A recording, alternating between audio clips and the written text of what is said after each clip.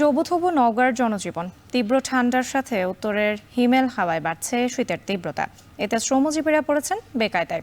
নওগাঁ শহরের বক্তারপুর থেকে শীতের খবর জানাতে যুক্ত হয়েছেন সহকর্মী আব্বাস আলী।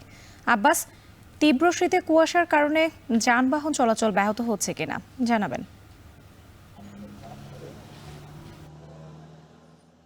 রাত্রে গত কয়েকদিন থেকে উত্তরের জেলা নওগাঁয় শীতের তীব্রতা বাড়তে শুরু করেছে। আর এই শীতের কারণে বিশেষ করে যারা নিম্ন এবং দরিদ্র আয়ের মানুষ বা দিনমজুর যারা রয়েছেন তারা অনেকটাই কষ্টের মধ্যে পড়েছেন বলা যায়। কারণ তারা আসলে কাজের সন্ধানে সেই ভোর থেকে বাড়ি থেকে বের হতে হয় এবং সাথে করে তাদেরকে আসলে মোটা বা এই গরম যেগুলো পোশাক রয়েছে সেগুলো নিয়ে বের হতে হচ্ছে। আমি এখন অবস্থান করছি নওগাঁ সদর উপজেলার বক্তারপুর এলাকায়, যেখানে আসলে শহরের তুলনায় গ্রামে শীতের তীব্রতা কিছুটা বেশি রয়েছে।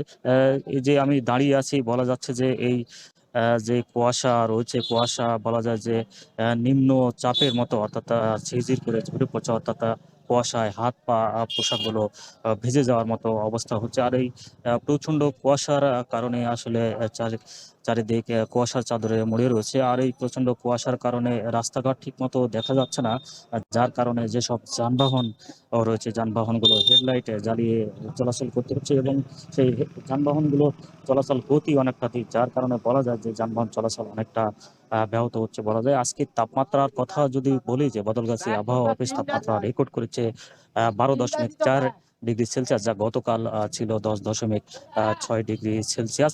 আর এই প্রচন্ড কুয়াশার কারণে নিম্ন আয়ের এবং দিনমজুর মানুষ অনেকটা কষ্টের সাধ্যের মধ্যে পড়েছেন এবং জবুথবু অবস্থা বলা যায়।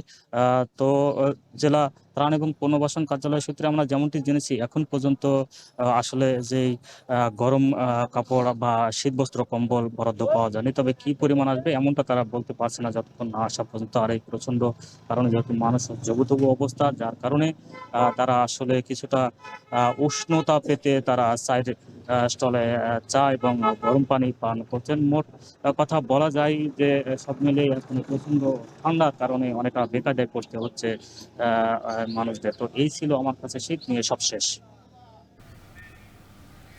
নওগাঁয় বেড়েছে শীতের তীব্রতা। সেখানকার সবশেষ পরিস্থিতি জানাচ্ছিলেন সহকর্মী আব্বাস আলী। দেশের সবচেয়ে